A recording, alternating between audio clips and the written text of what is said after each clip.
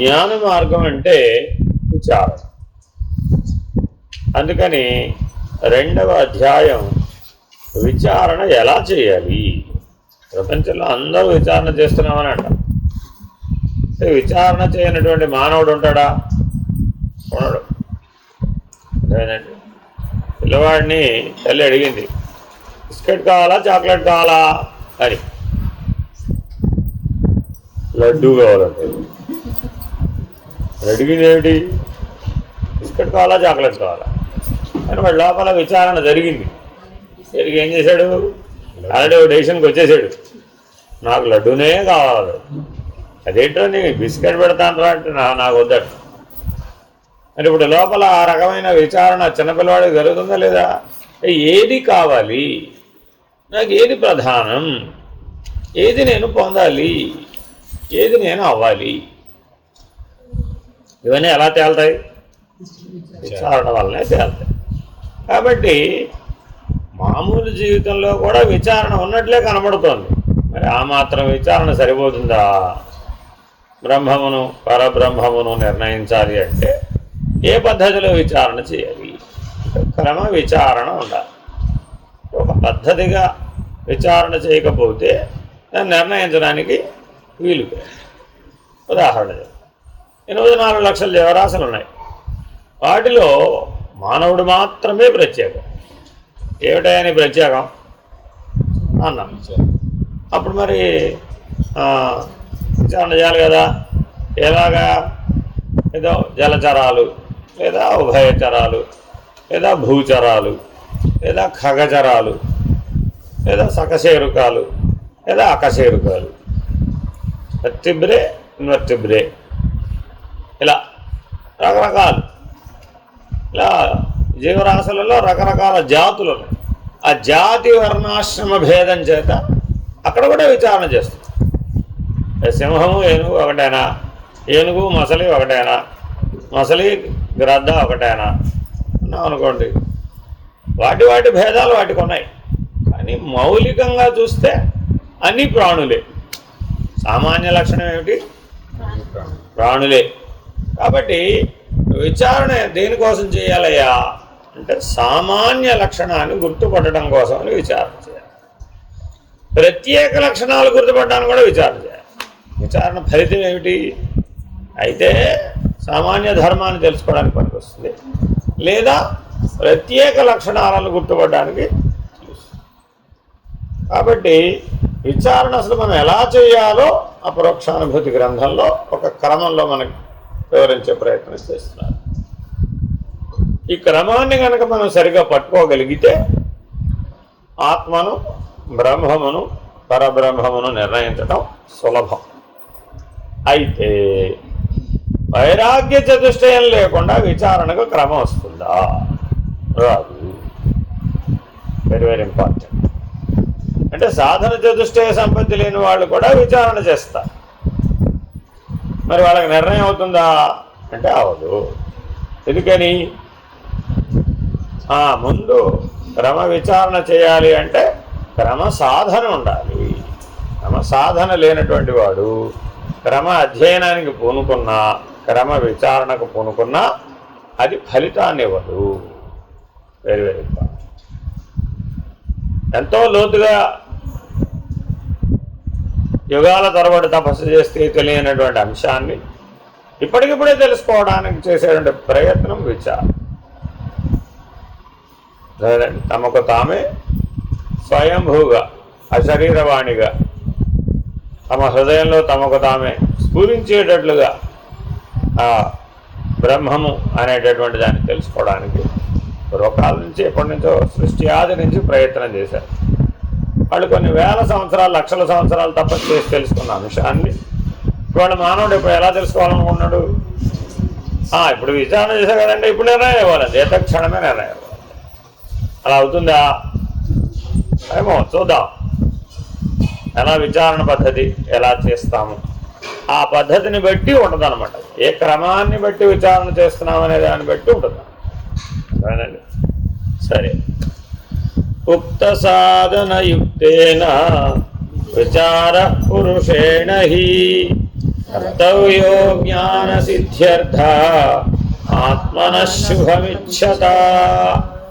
జ్ఞానప్రాప్తికి అవసరమైనట్టు సాధన చతుష్టయంతో కూడినవాడే సాంసారిక బంధనాల నుండి ముక్తి పొందాలనే తన మంచిని కోరినవాడై జ్ఞాన ప్రాప్తి కోసం నిరంతరం విచారణ ఎప్పుడు చేయాలండి? మాత్రం ఆన్సర్ చేసేసారు. ఈ క్షణం, ఈ పూట, ఈ గంట, ఈ 3 నిమిషాలు విచారణ చేశానండి, నాకు నిర్ణయం కాలేదు అని వదిలేసామనుకోండి, ప్రయోజనం లేదు. ఇది నిర్ణయం అవ్వాలి అంటే నిరంతరం విచారణ చెయ్యాలి, మొదటి కండిషన్. రెండోది ఏమిటి? జ్ఞాన ప్రాప్తి కోసం చెయ్యాలి. జ్ఞాన ప్రాప్తి తప్ప మిగిలిన ఏమైనా ఉన్నాయనుకోండి, నాకు ధన ప్రాప్తి కావాలి అని ఆత్మవిచారణ చేసామనుకోండి, ప్రయోజనం లేదు. నాకు పుత్రులు కలగాలి లేదా పుత్రికలు కలగాలి అని ఇందులో ప్రవేశించాడు అనుకోండి, లాభం. అంటే ఐహికమైనటువంటి అంశాల కొరకు, స్వరూప జ్ఞాన ప్రాప్తి కొరకు మాత్రమే ఇది ఉపయుక్తం.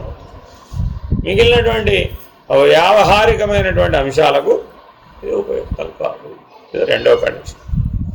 మూడో కండిషన్ ఏంటట? ఈ విచారణ చేసే ముందు నీకు బంధం అంటే అవగాహన ఉండాలి.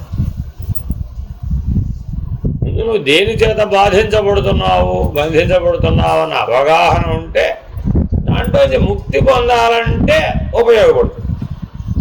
అంతేగాని బంధాన్ని పెంచుకోవాలంటే ఉపయోగపడదు. ఆల్రెడీ నాకు 4 ఉన్నాయండి, ఇంకో 4 బంధాలు వేసుకుందాం అనుకున్నానండి అనేవాడికి విచారణ ఉపయోగం.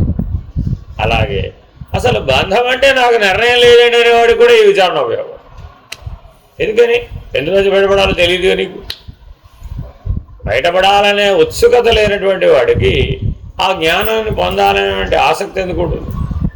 ఆ జ్ఞానప్రాప్తి ఎందు ఆసక్తి. జ్ఞానప్రాప్తి ఎందు ఆసక్తి లేకపోతే ఆ విచారణ నిరంతరాయం చెయ్యడు. బాగా గుర్తుపెట్టుకోవాలండి. ఎప్పుడు చేస్తాడు నిరంతరాయంగా? జ్ఞానప్రాప్తి కావాలనుకుంటే. జ్ఞానప్రాప్తి ఎందుకు కావాలి? బంధంలోంచి బయటపడాలి. ఈ మూడిట్లో ఏ ఒక్క కండిషన్, ఏ ఒక్క అంశం మిస్ అయినా నువ్వు నిరంతరాయం చేయవు. కాబట్టి సాధన చతుష్టయ సంపత్తి ఉండాలి, బంధంలో నుంచి బయటపడాలనే తహ ఉండాలి, జ్ఞాన ప్రాప్తి కొరకు ప్రయత్నం చేయాలనేటటువంటి ఏకాగ్రత ఉండాలి. అప్పుడు నువ్వు నిరంతరాయంగా విచారణ చేస్తావు. ఈ మొదటి 3 నియమాలు, మొదటి 3 కండిషన్స్ నీకు అప్లై కాలేదనుకోండి, అప్పుడు ఏమండి నేను ఒక ఇంట్లో దొంగతనం చేయాలనుకున్నాను, కొద్దిగా ఆత్మవిచారణ చెప్పండి అన్నాను. ఇంట్లో దొంగతనం చేయడానికి ఆత్మవిచారణ పని ఉంది, ప్రయోజనం లేదు. అదేనండి. అంటే ఇలా ఎన్నో విషయాలు ఉంటాయి ప్రపంచంలో, అదేనండి. ఆ అన్ని విషయాలకి ఇడుక్కి బియ్యానికి ఇదే మందండి అంటే అటు రాదు. ఓ భూమి మీద నేను 10 ఎకరాలు వ్యవసాయం చేయాలనుకున్నానండి, ఆత్మవిచారణ చేస్తాను. కొద్దిగా ఆత్మవిచారణ చేస్తే దేవుడు వచ్చి నా వ్యవసాయం చేసి పెడతాడా? అలా ఏమీ చేయడు. అర్థమైందండి. నీ పనులు అన్నవి ఏవి భగవంతుడు చేయడానికి సిద్ధంగా లేడు అని నీ చేతే చేయిస్తాడు, సందేహం లేకుండా. అర్థమైందండి. కాకపోతే మొదటి 3 ఏటవి? సాధన చతుష్టయ సంపత్తి కలిగి ఉండడం, దాని కొరకు జ్ఞానప్రాప్తి కొరకై ఏకాగ్రత కలిగి ఉండటం, బంధంలో నుంచి బయటపడాలనే తహ బలీయంగా ఉండడం. అందుకని సాధన చతుష్టయ సంపత్తిలో తీవ్ర ముముక్షత్వం అనేది చాలా చాలా అవసరం. తీవ్ర వైరాగ్యం అనేది కూడా చాలా అవసరం. ఆ తీవ్ర వైరాగ్యమే తీవ్ర ముముక్షత్వంగా పరిణామం చెందుతుంది. తీవ్ర వైరాగ్యం లేని వాడికి తీవ్ర ముముక్షత్వం రాదు. ఏమంటే ఎక్కడైనా తీవ్రమైన వివేకం ఉంటుందే? ఉండదు. సూక్ష్మమైన వివేకం ఉంటుంది, సునిశ్చితమైన వివేకం ఉంటుంది, తీక్షణమైన వివేకం ఉంటుంది, కానీ తీవ్రమైన వివేకం ఉంటుంది. తీవ్రమైన లక్షణం రెండింటికే పనికొస్తుంది. వాడు వైరాగ్యానికి, 2 ముముక్షత్వానికి. వాడు వైరాగ్యానికి, 2 ముముక్షత్వానికి తీవ్రత అన్న లక్షణం వర్తిస్తుంది. కాబట్టి జాగ్రత్తగా ముక్తి పొందాలని కోరేవాడు ముందుగా సాధన ద్వారా తన మనస్సును అదుపులో ఉంచుకోవాలి, శమధమాదులను సాధించాలి. అందుకోసం నిరంతరం ఈ ప్రాపంచిక సుఖాల యొక్క అస్థిరత్వాన్ని, నిస్సారతను గురించి ఆలోచిస్తూ ఉండాలి, విచారణ చేస్తూ ఉండాలి. నిత్యము సత్యమైన ఆత్మను గూర్చి ఆలోచిస్తూ ఉండాలి. అంటే ఆత్మానాత్మలను గూర్చి, ప్రపంచము పరమాత్మలను గూర్చి విచారణ చేయాలి. ఒక 2 ద్వంద్వాలు ఉన్నాయండి. అవేమిటవి? ఆత్మ, అనాత్మ, ప్రపంచం, పరమాత్మ. ఎప్పుడు వీటి గురించే విచారణ చేయాలంటే ఇవి తప్ప విచారణకు వస్తువు లేదు. అర్థమైందండి? ఉండ్రాళ్ళు చిన్నగా ఉంటే బెటరా, పెద్దగా ఉంటే బెటరా?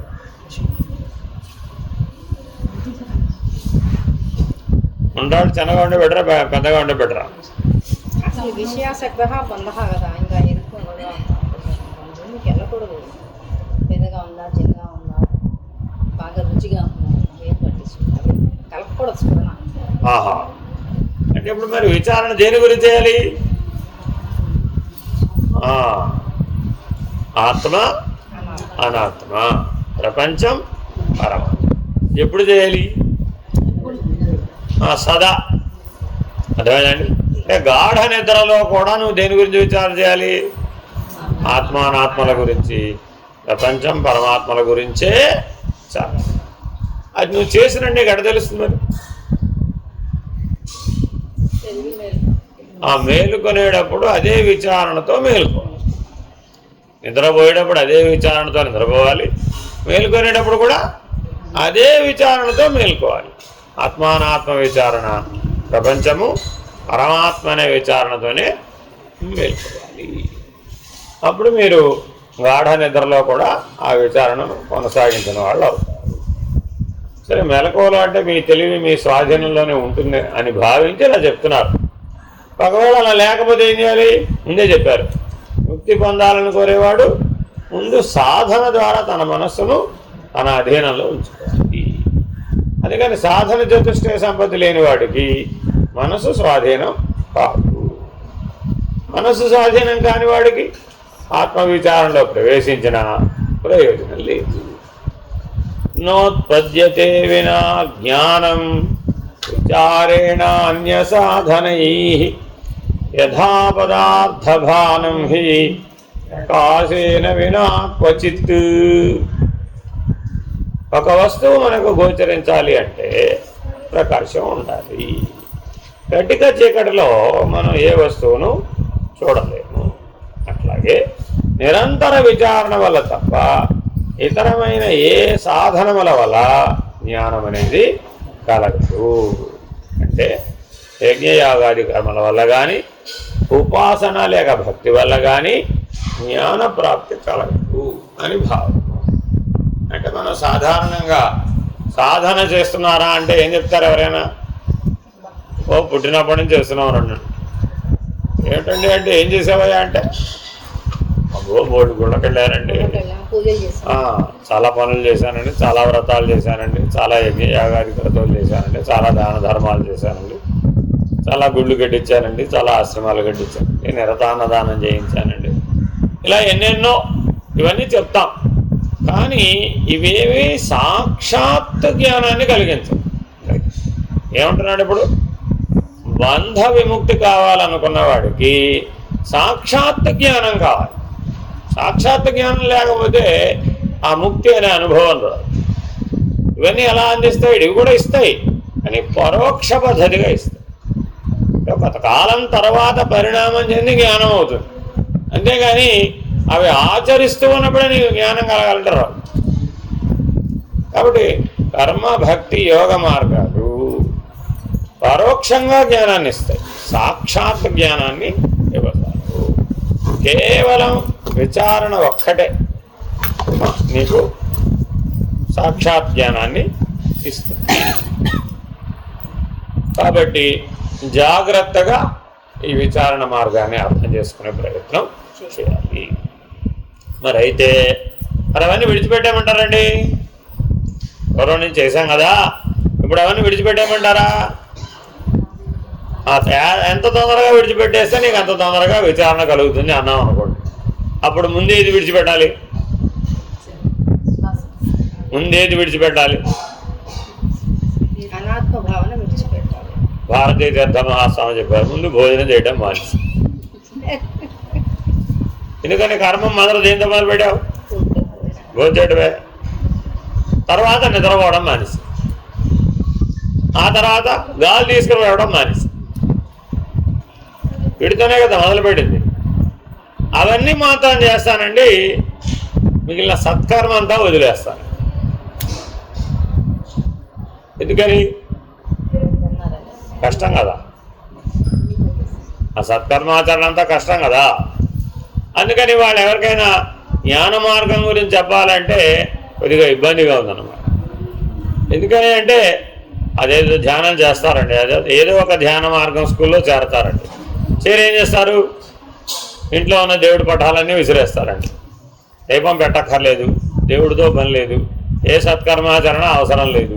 కేవలం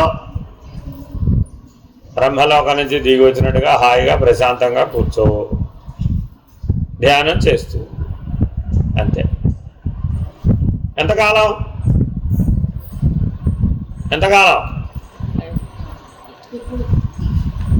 ఏమో తెలీదు. మరి ఆ ధ్యానం జ్ఞానం అయ్యేటంత వరకు. మరి ధ్యానం వల్ల జ్ఞానం వస్తుందని చెప్పారు ఎక్కడన్నా? విచారణ వల్లనే జ్ఞానం వస్తుంది. ఇప్పుడే చెప్పేశారు, విచారణ వల్లనే జ్ఞానం వస్తుంది. కానీ ఇతరత్ర కర్మల వలన ధ్యానం కూడా చేయటమే కదా మరి. అందుకని భగవాన్ రమణులు ఏమన్నారంటే, చేయడం అనే దశ వరకు ఉంటుంది, ధ్యానం కాదు. అలా ఉండటం. ధ్యానం చేసేవాడెవడు అని అడిగాడు. ఎందుకని? ధ్యానంలో ఒక త్రిపుటి ఉంది: ధ్యానము, ధ్యేయము, ధ్యాత. ఇక్కడ త్రిపుటి ఏమంటే ధ్యానము, ధ్యేయము, ధ్యాత. ఈ ధ్యానము, ఈ ధ్యాత ధ్యేయాకారమును కనుక పొందినట్లయితే అప్పుడు అది ధ్యానం ఉంటుంది. ఒక లక్ష్యాన్ని పెట్టుకున్నావు కదా, ఆ లక్ష్యమే మిగలాలి. ఈ చేసేవాడు ఎగిరిపోవాలి, ఆ చేత ఎగిరిపోవాలి. ఈ రెండూ లేకుండా పోతే ఏ లక్ష్యం అయితే మిగిలి ఉందో అప్పుడే ఆ ధ్యానం సిద్ధించింది. ఆ లక్ష్యం జ్ఞానమే, వేరేదయ్యే అవకాశం లేదు. అర్థమైందండి? అలాగే జ్ఞానము, జ్ఞేయము, జ్ఞాత, ఈ సమస్య ఇందులో కూడా ఉంది. ధ్యానంలో ఎలా అయితే త్రిపుటి ఉందో విచారణలో కూడా ఓ త్రిపుటి ఉంది. అదేమిటది? జ్ఞానము, జ్ఞేయము, జ్ఞాత. ఇప్పుడు ఎవరు ఎగిరిపోవాలి? జ్ఞాత, జ్ఞేయము ఎగిరిపోయి జ్ఞానం ఎగిరిపోవాలి. ఎందుకని? ముక్తి దేనివల్ల సిద్ధమవుతుంది? జ్ఞానం వల్ల అవుతుంది. అది జ్ఞేయం వల్ల అవ్వదు, జ్ఞాత వల్ల అవ్వదు. కాబట్టి ఎప్పటికైనా సరే ఈ త్రిపుటులన్నీ ఏకాకారం అవ్వాలి. అయినప్పుడు అది జ్ఞానం అవుతుంది. త్రిపుటిగా ఉన్నంతకాలం కర్మవశాత్తే. అందుకని భగవద్గీతలో పరమాత్మ ఏం చెప్పాడు? నాయన, నేను 2 మార్గాలు చెప్పాను మానవుడు తరించడానికి. ఇన్ని మార్గాలు చెప్పలేదు.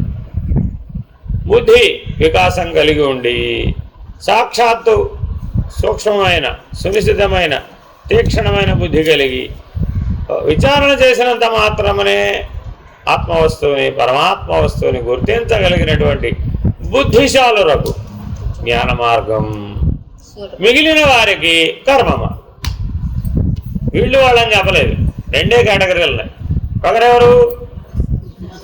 దివ్య చక్షువు కలిగినటువంటి బుద్ధిశాలులు ఉంటారు కొంతమంది, బుద్ధి యోగము కలిగినటువంటి బుద్ధిశాలులు ఉంటారు కదా.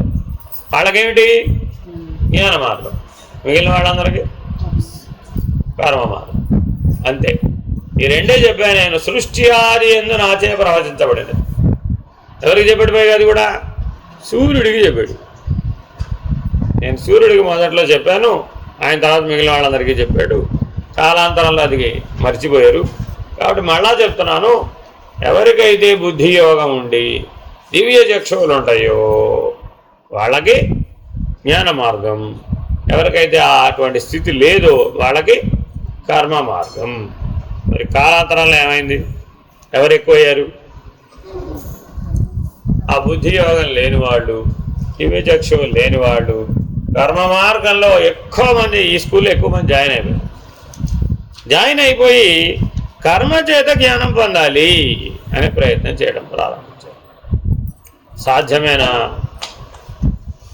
సాధ్యం కాదు. ఎందుకని? విచారణ వల్ల మాత్రమే జ్ఞానం లభిస్తుంది, మిగిలిన వాటి వల్ల జ్ఞానం లభించదు. ఎందుకని? కాలాంతరంలో చేయగా చేయగా చేయగా చేయగా చేయగా ఈ కర్మ విచారణగా మారుతుంది.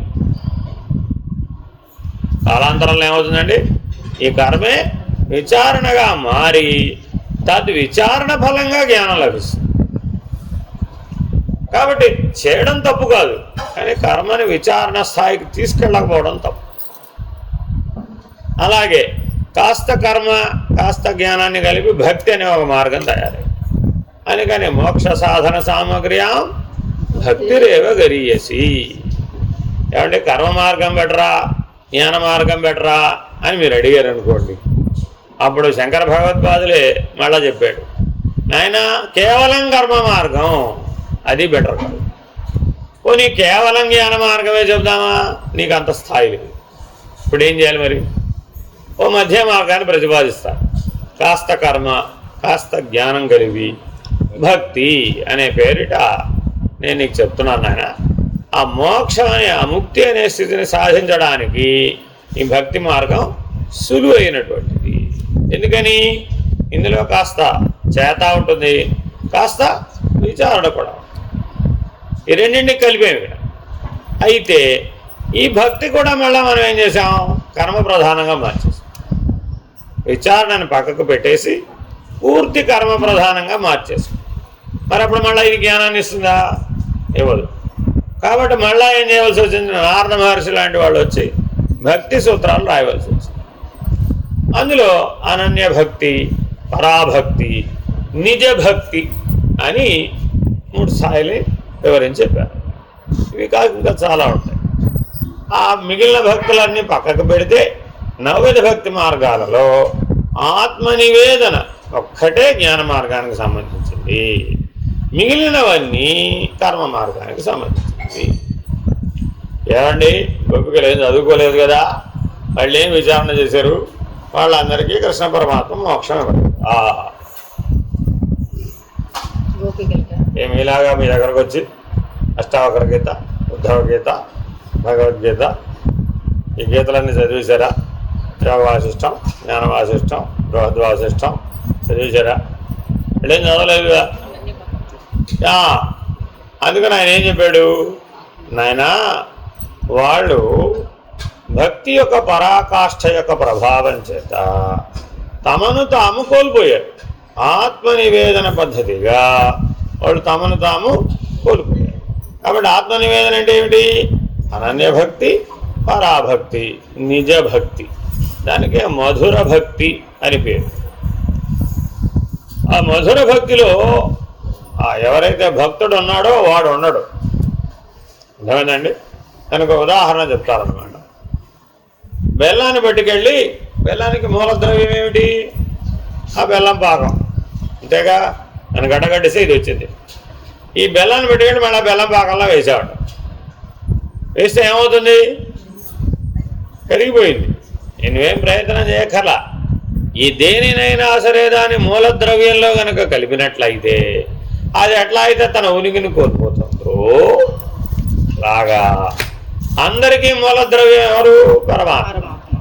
ఈ జీవాత్మ అనే బెల్లాన్ని పట్టుకెళ్ళి ఆ పరమాత్మ అనే బెల్లం పాకంలో కనుక వేసేస్తే ఎంతసేపట్లో కోల్పోతుంది?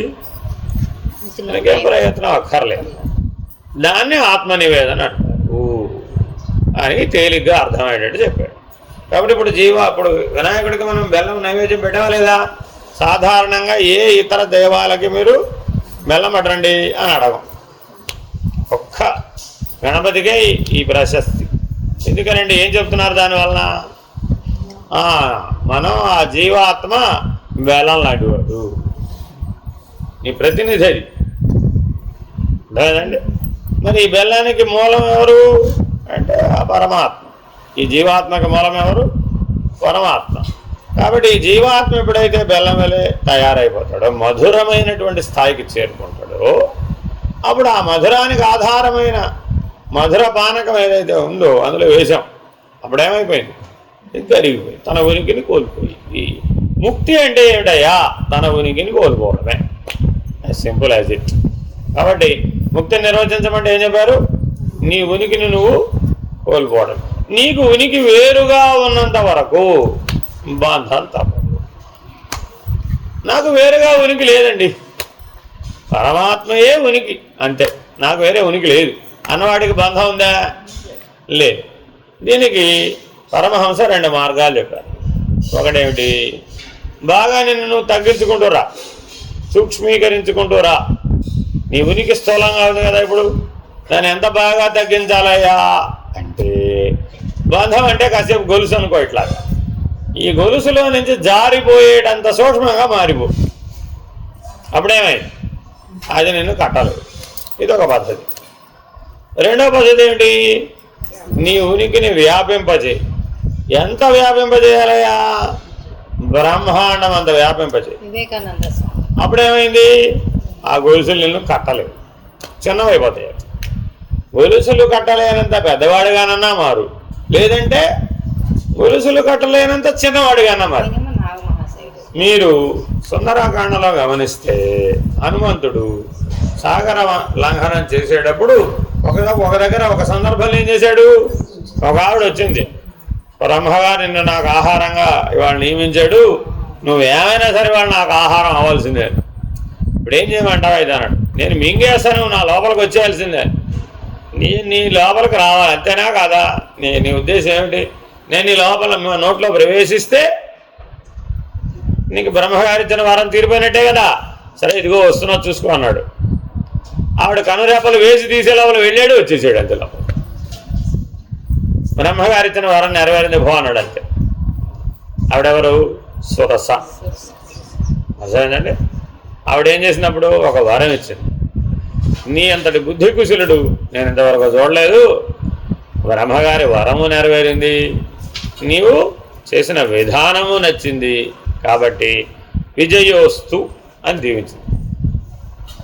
అర్థమైందండి? అప్పుడు ఇంకా అవతల ఇది ఏరలే, కానీ ముందే విజయం నిర్ణయం అయిపోయింది అంతే. విజయోస్తు. నువ్వు ఏ పని మీద వెళ్తున్నావో నాకు అనవసరం, నువ్వు ఏ పని మీద వెళ్ళినా సరే నీకు విజయం తథ్యం. ఎందుకని? బుద్ధి కుశలత. లేకపోతే అక్కడితో ఆహారం అయిపోయాడు అంతే, ఉనికి మిగలదు అంతే. ఇక సరే, ఇదొక పద్ధతి. రెండవ పద్ధతి సింహిక అని ఒక ఆవిడ ఉందట. ఆవిడ ఛాయాగ్రాహకురాలు. ఆవిడ నీళ్ళలో ఉంది. ఆవిడ రాక్షసి, కామరూపి, ఎక్కడైనా ఉండగలదు. ఆవిడకి సులభంగా ఆహారం సంపాదించుకోవడం రాక్షసుడికి అవసరం కాబట్టి ఆవిడేం చేసింది? సముద్ర గర్భంలో మధ్యలో ఉంది, రకరకాలు జంతుజాలాన్ని తింటూ బ్రతికేస్తుంది. ఆవిడకున్న గొప్ప బలం ఏమిటట? ఆవిడ ఏదైనా ఆకాశంలో వెళుతున్నటువంటి దాని యొక్క నీడ పడింది అనుకోండి, ఆ నీడను బట్టి ఆవిడ గ్రహించగలదు, ఆకర్షించగలదు అనమాట ఆవిడ. కాబట్టి ఆవిడ అలా గ్రహించడం మొదలుపెట్టింది. ఈయనేదో ముందుకు వెళ్దామంటే ముందుకు వెళ్ళటల్లా, ఉన్న చోటే వెనక్కి ముందుకు అవుతుంది. కానీ ఏదో నన్ను ఏదో అడ్డగిస్తుంది. ఎక్కడ చూస్తే ఎక్కడ చూసినా గాలి అక్కడ కనపడలేదు. కిందకు చూస్తే ఆ కింద సింహిక అనేటటువంటి ఆ గ్రాహక శక్తి కనపడుతుంది. ఇప్పుడు ఏం చేయాలి? ఓహో, నీ తెలివిలా ఉందా అని ఎంత పెంచాడాయా అంటే శతయోజన విస్తీర్ణంగా శరీరాన్ని పెంచాడు. ఇప్పుడు ఆవిడేం చేస్తుంది? ఆవిడ కానీ శక్తి లేదుగా, ఆవిడ బలం ఓడిపోయిందిగా. వెంటనే ఆ వాడి అయిన గోడతో ఆ సింహికను చీల్చేసాడు అంతే. మరి ఆవిడ ఆ శతయోజన విస్తీర్ణం మారితే మరి అప్పుడు ఎగరడం ఎందుకు? యువతల కాలు ఎత్తే అవతల కాలు పెడితే అంటే అంత పెద్ద శరీరాన్ని ధరించాడు. కాబట్టి 2 మార్గాలు. ఒకటేమిటి? బాగా చిన్నగా అయిపోవడం. రెండోది ఏమిటి? బాగా పెద్దగా అయిపోవడం. అలా నువ్వు బంధంలోంచి బయటపడవచ్చు. ముక్తికి 2 మార్గాలు అంతేనండి. అందుకని దాసోహం అంటూ బాగా తగ్గించుకో. ఎంత తగ్గించుకోవాలి? ఆవగింజలో అరభాగం అంతా. ఆవగింజను బంధించాలంటే గొలుసులతో వీలవుతుందా కదా? గొలుసులతో ఆవగింజను ఎలా కడతావు? మళ్ళీ ఆవగింజలో అరభాగం ఇంకెలా కడతాం? కట్టడానికి దాన్ని ఏమంటారంటే లవలేశం. సంస్కృతంలో ఏమంటారండి, లవలేశం అంత తగ్గించుకో. అసలు లవం అంటేనే 1/8, లేశం అంటే 100th of it. ఆ 1/8ని మళ్ళీ 100th of it ఏమండి, అప్పుడు దాన్ని ఏమంటారు, లవలేశం. అప్పుడైనా ఓకే, నో ప్రాబ్లం, జారిపోతాం, బంధం లేదు. లేదంటే 10 to the power of n. n అంటే ఇన్ఫినిట్, అనంతంగా పెంచేసేయి. అప్పుడేమైంది, అప్పుడు బంధం లేదు. దీన్ని సోహం అంటారు.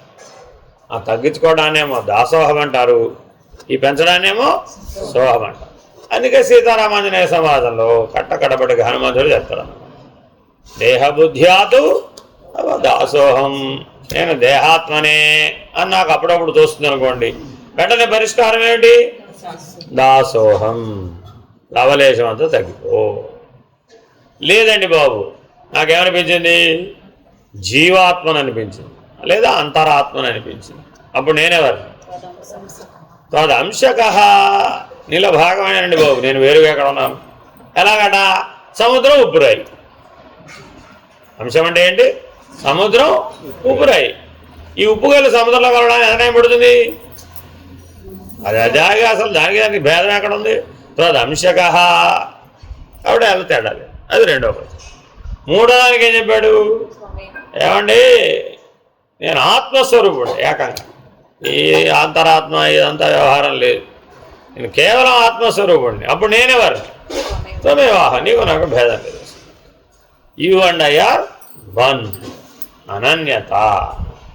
మరి అప్పుడైనా బంధం లేదు. కాబట్టి జ్ఞాన మార్గం ఈ మూడింటిని గుర్తుపెట్టుకోమంటుంది, ఈ మూడు విధానాలని అప్లై చేయమంటుంది. ఇది జ్ఞాన మార్గం అంటే అర్థం. ఏ ఒక్కటో చేయమని చెప్పదు. నీకు అప్పుడప్పుడు ఆకలి వేస్తుందండి, ఆ దాసోహం శరణాగతి చెప్పుకుని ఆరాధన చేసి ప్రసాదంగా భోజనం. ఎంత తినాలి, పావలా. అప్పుడు అది నిన్ను తినడం మానేస్తుంది, ముప్పావలా తిన్నావు, అప్పుడేమైంది, అది నిన్ను తినడం రాదు. మానవుడికి సంతృప్తికరమైన భోజనం చేస్తే బాగుంటుందా, బాగుంటుంది, అంతేగా. ఎంత తిన్నాడన్నది ప్రశ్న కాదు, సంతృప్తిగా భోజనం చేసాడా లేదా. దానికి మరి భోగి అంటే ఏమని చెప్పాడు, సంతృప్తిగా భోజనం చేసేవాడు ఎవడో వాడు భోగి. ఆ సంతృప్తిగా తినగలిగిన దాంట్లో సగం తిన్నాడు, అప్పుడు వాడేవాడు యోగి.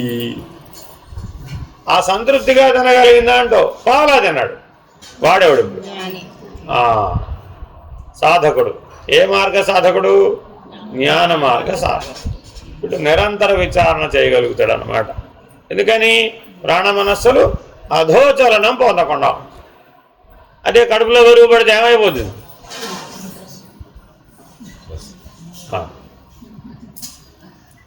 ఆవిడ పేరేమిటండి, ఆవిడ పేరు పెద్దమ్మ, లక్ష్మీదేవి గారి అక్కగారి పేరేమిటి, జ్యేష్ఠాదేవి. ఆ జ్యేష్ఠాదేవి గారికి ఓ చెల్లెలు గారు, ఆవిడ నిద్రాదేవి. ఆవిడకి ఆహ్వానం, ఇన్విటేషన్ అనమాట. ఏమిటది, కడుపులో బరువు పాటు, అంతే. వెంటనే ఆవిడకి ఆహ్వానీయం, మీరు పిలవక్కర్లా, వచ్చేస్తున్నారు. వితౌట్ ఇన్విటేషన్ వచ్చేటటువంటి దేవదేవరయ్య అంటే నిద్రాదేవి. ఆవిడ ఆగమన సూచికలు కొన్ని ఉంటాయట. ఏమిటవి, ఆవలింతలు, తలవాలిపోవడం, స్పృహ తప్పిపోవడం, అర్థమైందంటే ఇవన్నీ ఆవిడ రాకకు సూచికలు అన్నమాట. ఎంత బలవంతంగా బద్దేసి కట్టినా సరే లాభం లేదు. కాబట్టి చాలా జాగ్రత్తగా ఉండాలి. నిరంతర సాధన, నిరంతర విచారణ చేయాలనుకున్నవాడు, బంధం నుంచి ముక్త స్థితిని సాధించాలనుకున్నవాడు ఈ నియమాలను పాటించాలి. సరే, ఏదైనా ఒక వస్తువు అసలు మనకు కనపడాలి అంటే ఏముండాలి, ప్రకాశం ఉండాలి. కళ్ళు ఉండాలి, కళ్ళు కనపడాలి అంటే ప్రకాశం ఉండాలి. కళ్ళున్నంత మాత్రాన వస్తువు కనపడదు, కటిక చీకట్లో కనబడలేదు కదా. కానీ ఆ ప్రకాశం అప్పుడప్పుడు మినుకు అంటే సరిపోతుందంటారా, నిరంతరాయంగా ఉండాలంటారా? అదేంటండి, ఎక్కడో ఆ నక్షత్రపు వెలుగులో మీ ఆయన్ని గుర్తుపడితే బాగుంటుంది కదా. ఏమండి? న్యాయాన్ని గుర్తుపట్టాలి. ఏ వెలుగులో? నక్షత్రం వెలుగులో, పైగా అరుంధతి నక్షత్రం వెలుగులో.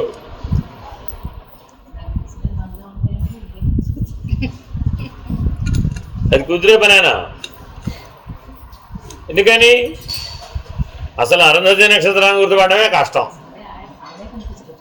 అదే ఆవిడ వశిష్ఠ మాసి అనగాలి ఎక్కడో ఉంటుంది.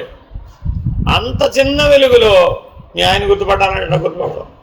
కాబట్టి ఏదైనా ఒక వస్తువును గుర్తుపట్టాలంటే ప్రకాశం నిరంతరాయంగా ఉండాలి. సూర్యప్రకాశం వల్ల నిరంతరాయంగా ఉండాలి. ఎక్కడో మినుకుమంటుందండి నాలో ప్రకాశం, కనపడకుండా కనబడుతుందండి అని అనుకోండి, ఎట్ట తెలుస్తుంది అని అన్నం ఎట్ట పొందుతుంది.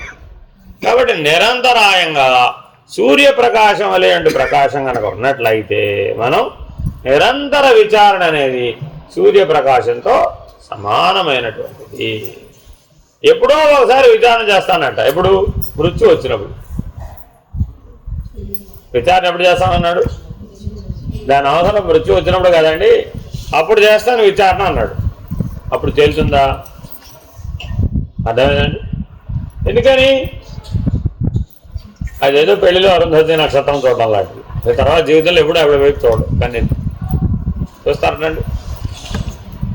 పొరపాటు కూడా చూడరండి. ఆ సప్తర్షి మండలం ఎక్కడుందో, ఆ వశిష్ఠుడు ఎక్కడున్నాడో, ఆ అరుంధతి ఎక్కడున్నదో, ఏదో ఆ క్షణంలో బ్రాహ్మణుడు గారు చూడమన్నాడు కాబట్టి రిచువలిస్టిక్. అది కూడా మిట్ట మధ్యాహ్నం అయితేనే చూస్తాడు అంతే. మిగిలిన టైంలో అసలు చూడడు. ఎందుకని? అసలు దాని మీద దృష్టి ఉంటే కదా, లక్ష్యమే లేదు. ఎందుకు చెప్పారన్న దాని మీద దృష్టే లేదు కదా, విచారణే లేదు. కాబట్టి మానవుడు విచారణ చేస్తాడట. ఎప్పుడు చేస్తాడు? మృత్యు వచ్చినప్పుడు. కానీ అప్పుడు విచారణ చేయడం ఎటువంటిదట? మినుకు అనే ప్రకాశంలో వస్తువును చూడడం లాంటిది. కాబట్టి వీలు నిరంతర విచారణ అనేది సూర్యప్రకాశం లాంటిది. దాంట్లోనే అది వీలు. ఈ యజ్ఞయాగాది కర్మలు కానీ ఉపాసనలు కానీ ఇవి నిరంతరాయంగా వెలిగేటటువంటి సూర్యుని వంటి ప్రకాశాన్ని ఇవ్వజాలకు. అంటే అర్థమే ఇవ్వజాలం. ఎందుకని ఇవ్వజాలం? మీరేదో భజన పాడుతున్నారండి, లేదో కీర్తన పాడుతున్నారండి. ఒక ఆయన ఎవరో కచేరీ చేశారండి. ఓ గంటన్నర కచేరీ చేస్తే ఆ గంటన్నరలో మీకు లయస్థితి కలుగుతుంది ఎప్పుడో ఒకప్పుడు, అంతేనా కదా? ఏదో మీకు తెలిసిన పాట వచ్చినప్పుడు, మీరు బాగా తల ఊపే పాట వచ్చినప్పుడు, ఇంకేదో తాళం వేసే పాట వచ్చినప్పుడు, ఏదో అట్లాంటి సందర్భం వచ్చినప్పుడు ఓ క్షణమో 2 క్షణాలో 3 క్షణాలో ఆ లయస్థితి కలుగుతుంది. కానీ మరి నిరంతరాయంగా ఉంటుందా? అలాగే పూజ చేశారు. పొద్దున ఏదో 3 గంటలు పూజ చేశారు. ఎంతసేపు లయస్థితిలో ఉన్నారు? చేయించిన వారు కానీ చేసిన వారు కానీ తెలియదు. అయితే ఇదే 3 క్షణాలు ఉన్నారేమో, అది కూడా కర్మే కదా మరి. అలాగే మీరు మీ కుటుంబ జీవనంలో అనేక మందితో మానవ సంబంధాలతో జీవిస్తున్నారు. ప్రపంచంతో కానీ మీకు సంసారంతో కానీ కుటుంబం. ఎప్పుడన్నా లయస్థితిని పొందారా? అథవా ఒకవేళ పొందినా 2 క్షణాలు 3 క్షణాలు. కానీ నిరంతరాయంగా ఒకే స్థితిలో సూర్యప్రకాశం వలె ఉండడానికి కర్మ సాధనలో కానీ భక్తి సాధనలో కానీ ఆఖరికి యోగ సాధనలో కూడా వీలు కాదు. కేవలం జ్ఞానం వల్ల మాత్రమే అది సాధ్యం. సత్యం. చీకటిలో వస్తువును దాచి ఉంచినట్లుగా అజ్ఞానం అనేది జ్ఞానాన్ని కప్పి ఉంచుతుంది. ఈ మాయను, ఈ అవిద్యను తొలగించుకోవాలి అంటే యథార్థతత్వాన్ని గురించి మనం ప్రతిక్షణము ఆలోచన చేస్తూ ఉండాలి, విచారణ చేస్తూ ఉండాలి. అట్లా చేయటం వల్ల క్రమంగా అవిద్య తొలగిపోతుంది జ్ఞాన ప్రకాశం వలన. కారణ శరీరం అంతా ఏమిటండి? అవిద్యామయం. అర్థమైందండి? జీవుడు దేనివల్ల అలా అయ్యాడు? అవిద్యోపాధికుడు. ఆ కారణ శరీరం అంతా అనాద్య విద్య. మళ్ళీ అది ఎటువంటి అవిద్య అండి? అనాద్య విద్య. ఇప్పుడు కాదు అప్పుడు కాదు, మొదటి జీవుడు పుట్టినప్పటి నుంచి ఇప్పటి వరకు అది అలాగే ఉంది. అర్థమైందండి? ఎవరైతే త్రిగుణాలకు లొంగినటువంటి, లోబడినటువంటి, మాయకు లొంగినటువంటి, లోబడినటువంటి జీవుడు మొదటిసారి వ్యక్తమయ్యాడో అప్పటి నుంచి ఇప్పటి వరకు అనాది, ఇప్పుడని చెప్పడానికి వీలు లేకుండా ఆ విద్య కారణ శరీరంలో అలాగే ఉంది. దానినే సంచిత కర్మ అంటారు. ఈ అవిద్యని ఏమంటారు? సంచిత కర్మ అంటారు. ఈ అవిద్య దేనివల్ల తొలగుతుందయ్యా అంటే ఒక ఉపమానం చెప్పారు. విద్యాప్రకాశానందగిరి స్వామి వారు అంటారు అన్నమాట. ఒక ఇల్లు కట్టాడు ఒక ఆయన. ఒక 40-50 సంవత్సరాలు అమెరికా వెళ్ళిపోయి తాళం వేసేసేది. ఇప్పుడు మరి ఆ ఇల్లు 40-50 సంవత్సరాల నుంచి చీకటి ఉంటుందా ఉండదా? తలుపులే తీయలేదు. ఇప్పుడు 50 ఏళ్ళ తర్వాత మొదటిసారి వచ్చాడు. మరి లోపలంతా చీకటి ఉంది, తలుపులు తీసాడు. కానీ వచ్చింది ఎప్పుడే అంటే అమావాస్య అర్ధరాత్రి వచ్చాడు. లోపల చీకటి లేదు, అంతా చీకటి ఉంది. ఇప్పుడు చీకటి పోవాలంటే ఏం చేయాలి? అదంతా కుదరదు, భజన చేయాలి,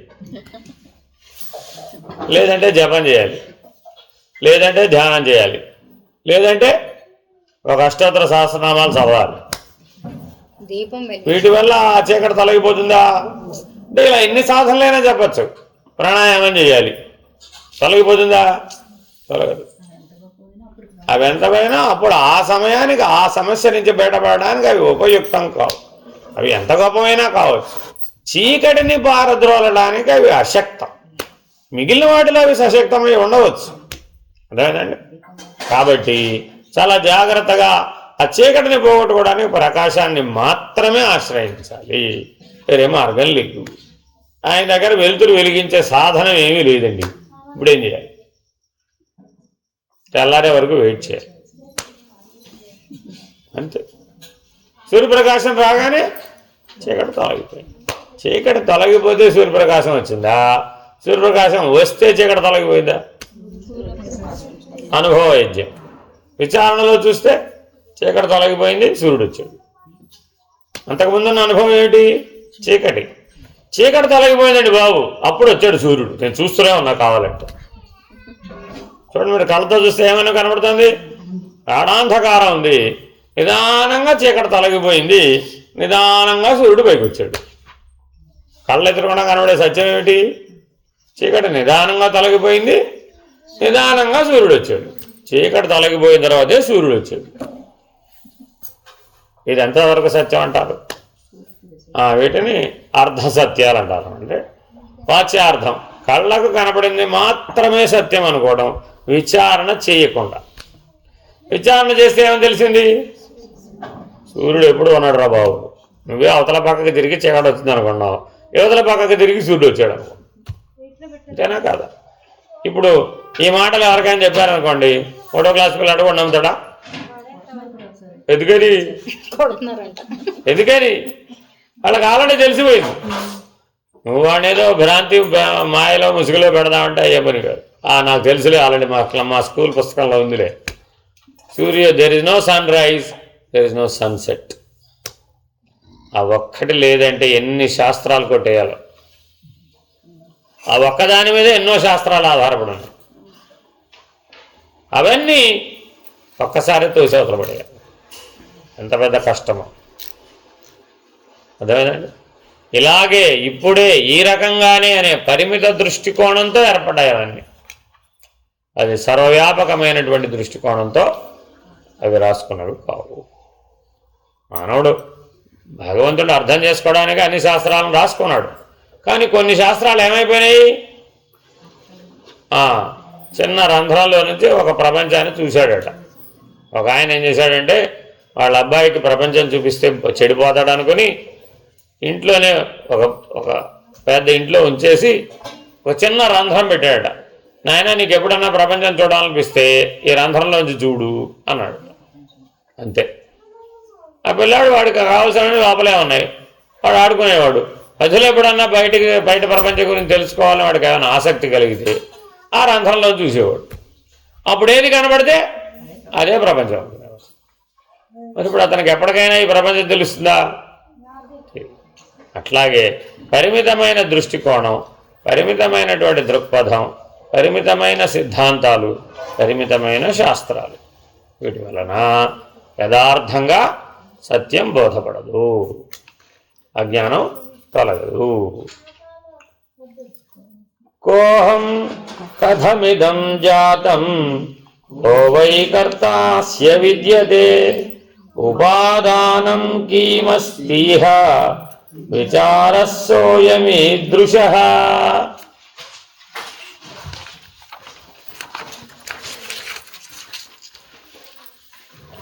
ఇక విచారణ యొక్క ప్రాముఖ్యత చెప్పిన తర్వాత విచారణ ఎలా చెయ్యాలి అని చెప్తున్నారు. కోహం, విచారణ దేంతో ప్రారంభించాలండి? కోహం, నేనెవరిని అని మొదలుపెట్టాలి. దానికి వెంటనే రెండో అనుషంగికమైన ప్రశ్న, ఈ జగత్తు ఏ విధంగా పుట్టింది? నేనెవరు? ఈ జగత్తు ఏ విధంగా పుట్టింది? ఈ జగత్తుకు కర్త ఎవరు? మూడో ప్రశ్న. నాలుగో ప్రశ్న, ఈ జగత్తుకు ఉపాదాన కారణం ఏది? ఈ నాలుగింటికి సరైనటువంటి సమాధానం కనుక్కోవడమే ఆత్మవిచారణ. సాధారణంగా ఆత్మవిచారణ అంటే ఏమిటి చెప్పండి అంటే, స్పష్టంగా చెప్పమంటే ఏమిటేమిటో కథలన్నీ చెప్తాం. అవేవి ఆత్మవిచారణ కాదు. ఆత్మవిచారణ అంటే ఈ 4 ప్రశ్నలే. ఏమిటది? నేనెవరు? ఈ జగత్ ఎలా పుట్టింది? ఈ జగత్తుకు కర్త ఎవరు? నాలుగో ప్రశ్న, ఈ జగత్తుకు ఉపాదాన కారణం ఏది? ఉపాధి, ఉపాదానం. అర్థమైందండి?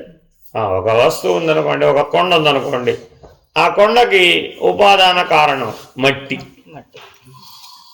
కొండ తయారవడానికి ఒక మూల వస్తువు ఉండాలా వద్దా? ఒక బంగారపు కొండ తయారు చేసావు, అప్పుడేమిటి? బంగారం. ఒక వెండి కొండ తయారు చేసావు, అప్పుడు వెండి. ఏదైనా సరే అంటే మూల ద్రవ్యం, దాన్ని ఏమంటారు? ఉపాదాన కారణం అంటారు. అసలు ఎన్ని కారణాలు ఉన్నాయి అంటే, నిమిత్త కారణం, ఉపాదాన కారణం, సర్వకారణం అనే కారణాలు 3.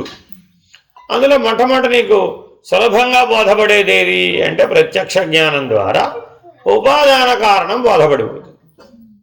అర్థమైందండి? నీకు ఈ శరీరం ఎక్కడి నుంచి వచ్చిందమ్మా అని అడిగామనుకోండి, మా అమ్మా నాన్న దగ్గర నుంచి వచ్చిందంట.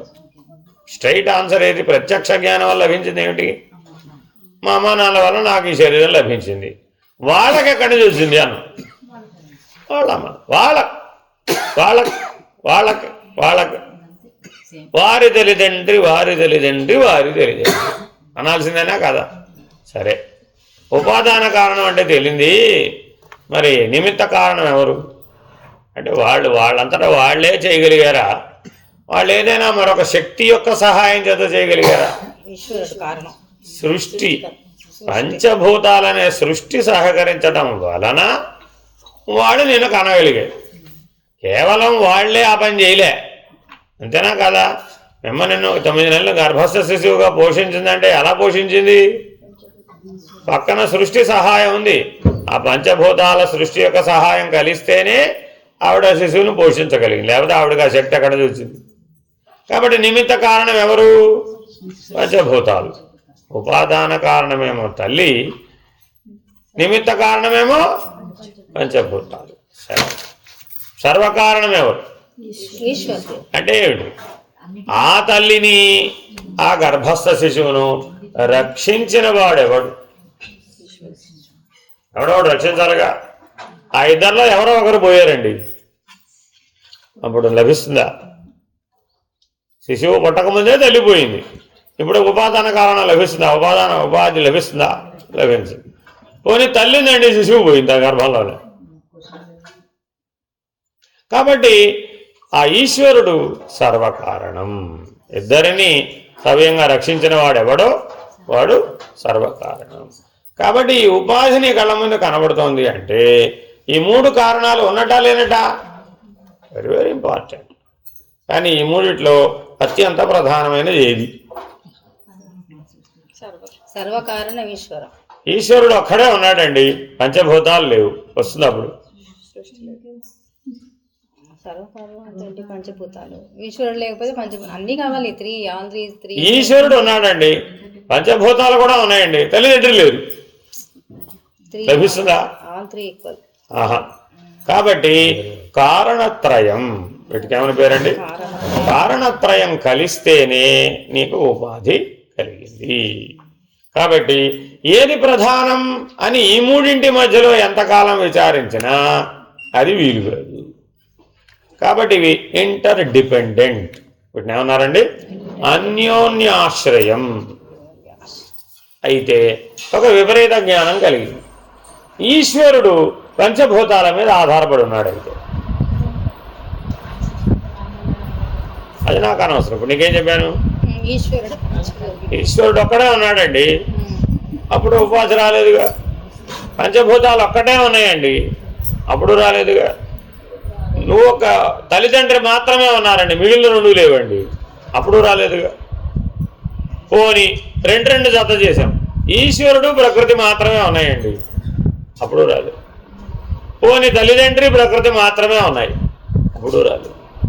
పోని తల్లిదండ్రి ఈశ్వరుడు మాత్రమే ఉన్నారు, ప్రకృతి లేదు. మూడిట్లో ఏది లేకపోయినా ఉపాధి, నూతనమైన ఉపాధి కలగడం అనేది సాధ్యపడలేదు. కాబట్టి నూతనమైన ఉపాధిని సాధించడానికి, పొందడానికి ఈ మూడు అన్యోన్య ఆశ్రయం, అంతేగాని వాటి మధ్య ఇంటర్డిపెండెంట్ కాదు. అవి దేనికి దానికి స్వయం, పంచభూతాలు దేనికి దానికి స్వయంగా పనిచేస్తున్నాయి. ఈశ్వరుడు తన పని తాను చేస్తున్నాడు, ఈ తల్లిదండ్రి కూడా తమ జీవితం తాము జీవిస్తున్నారు. పిల్లలు లేని వాళ్ళు జీవించడంలే, అదేనండి. కాబట్టి ఇవి ఎవరికి వాళ్ళ స్వయం జీవితం కలిగి ఉన్నప్పటికీ మరొక ఉపాధిని సృష్టించాలంటే మాత్రం కలిసి ప్రయత్నించవలసి వచ్చింది. అర్థమైంది ఎక్కడికి? సో కాబట్టి ఇక్కడికి అర్థమైంది కదా. ఇప్పుడు జగత్తుకు చెప్పన్నాడు, ఒక వ్యష్టికి చెప్పమంటే చెప్పేశావు, జగత్తుకు చెప్పైతే ఉపాదాన కారణం